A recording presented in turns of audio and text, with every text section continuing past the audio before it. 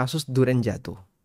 Boleh nggak kita makan durian itu ketika kita lewat di sebuah kebun atau tanah milik orang, kemudian ada durian yang jatuh? Apakah kita boleh mengkonsumsinya? Baik, ternyata semacam ini telah diatur oleh Nabi Shallallahu Alaihi Wasallam dan para ulama juga sudah memberikan penjelasan. Kita akan baca terlebih dahulu hadis dari Rasulullah Shallallahu Alaihi Wasallam.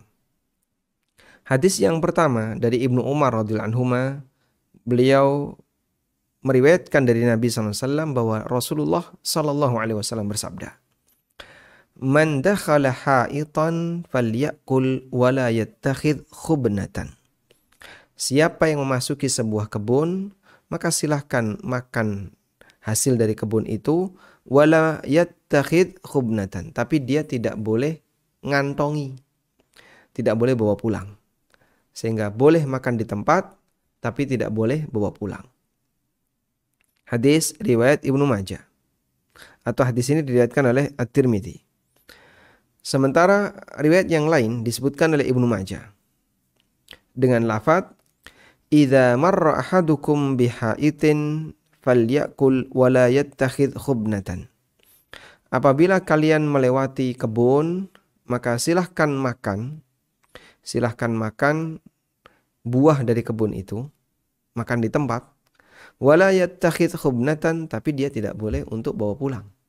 Dia nggak boleh ngantongi. Sehingga makan di tempat tidak boleh bawa pulang. Dan hadis ini dinilai sahih oleh Syalbani dalam Sahih Tirmidzi dan Ibnu Majah. Baik. Kemudian dalam hadis yang lain dari Abu Sa'id Al-Khudri radhiyallahu anhu, Nabi SAW pernah berpesan kepada Abu Sa'id, "Idza ataita ala haiti bustanin, fanadi sahibal bustan, 3 marrat." Apabila kamu mendatangi sebuah kebun, maka panggil pemilik kebun 3 kali. Ya sahibal bustan, ya sahibal bustan. Panggil pemiliknya, wahai pemilik kebun, wahai pemilik kebun, sebanyak 3 kali. Fa in ajabaka, kalau dia jawab, nah silahkan ajak komunikasi dan minta izin untuk makan hasil kebun itu. Wa illa fakul fi alla tufsida. Dan jika dia tidak jawab, silahkan makan dengan syarat kamu jangan sampai ngerusak. Sehingga tidak boleh sambil ngelempar buahnya atau mematahkan rantingnya, dahannya yang tinggi ya, dengan menggunakan senjata. Itu tidak boleh. Tapi kalau cuma makan, sebagian ngambil yang jatuh, hukumnya boleh. Hadis sahih riwayat Ibnu Majah. Baik. Dari semua hadis ini, maka para ulama memberikan kesimpulan bahwa diperbolehkan untuk makan buah yang jatuh atau ngambil buah di kebun orang. Nah, selanjutnya mereka berbeda pendapat. Apakah ada syarat dan ketentuan mengenai izin akan hal ini? Ulama berbeda pendapat dalam hal ini. Pendapat yang pertama mengatakan bahwa seperti ini boleh apabila orangnya lapar. Dalam posisi dia kelaparan atau sangat lapar dan tidak ada makanan, maka dia boleh makan dari hasil kebun itu. Tanpa ngantongi, tapi dia makan di tempat. Tapi kalau dia nggak lapar, tidak boleh. Dan ini adalah pendapat Imam Ahmad dalam sebagian riwayat. Sehingga beliau pernah ditanya, apakah diperbolehkan orang makan hasil atau buah yang berada di bawah kebun, yang berada di kebun? Dan beliau rahimahullah memberikan jawaban, ya'kulu idza kana ja'ian wa idza lam yakun ja'ian fala ya'kul. Kalau dia lapar silahkan makan, tapi kalau nggak lapar jangan makan. Baik, ini pendapat yang pertama. Jadi beliau mensyaratkan boleh makan kalau lapar. Kemudian pendapat yang kedua mengatakan yang boleh makan adalah apabila kebunnya itu terbuka. Nggak ada pagar, bahkan bisa dilewati orang, maka makan di tempat buah dari kebun itu hukumnya boleh. Dan ini merupakan keterangan banyak ulama seperti yang disampaikan oleh Ibnu Qudamah. Termasuk di antaranya adalah pendapat yang diriwayatkan dari Ibnu Abbas Beliau pernah mengatakan, "In kana 'alaiha ha'itun fahuwa harim, fala ya'kul."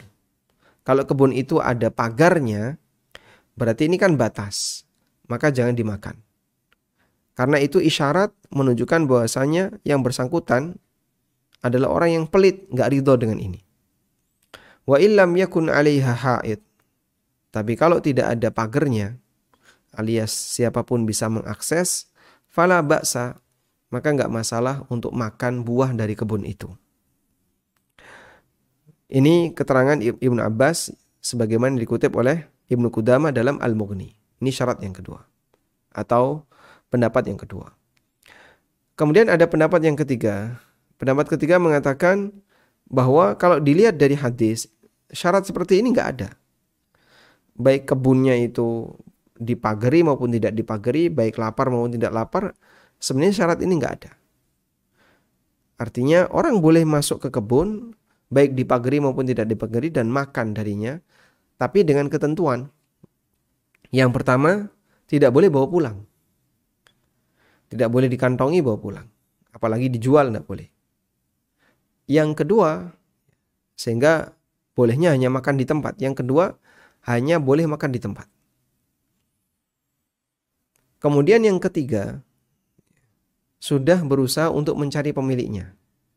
Yang tadi diisyaratkan oleh Nabi SAW, "Fanadi sahibahu thalatha marrat." Silakan panggil pemiliknya 3 kali. Ya sahibal bustan, ya sahibal bustan. Kalau ada jawaban, silahkan berkomunikasi. Kalau tidak ada, silahkan makan, tapi tidak boleh bawa pulang. Itu persyaratan 3 syarat di mana orang boleh mengkonsumsi buah jatuh di kebun orang lain. Baik, dengan 3 syarat ini, yang ini merupakan pendapat yang ketiga, maka insya Allah bagi orang yang kedapatan durian jatuh dan dia sudah manggil pemiliknya nggak nemu, kemudian dia juga nggak ngantongi, dia hanya makan di tempat, insya Allah tidak masalah.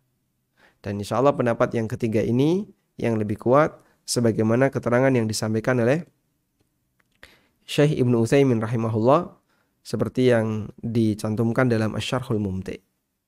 Demikian, semoga Mas Mitra bisa menikmati duriannya, ya. Demikian, wassallallahu ala nabiyyina Muhammadin wa ala alihi wa sahbihi wasallam.